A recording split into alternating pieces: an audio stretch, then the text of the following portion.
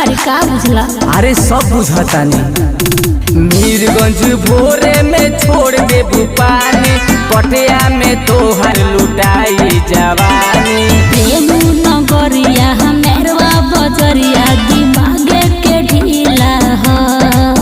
अपना गरमी में बबुनी नरमी राखई जिला गोपालगंज हो।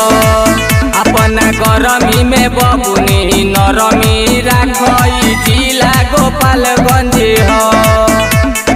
जिला गोपालगंज हो नरमी, जिला गोपालगंज हो।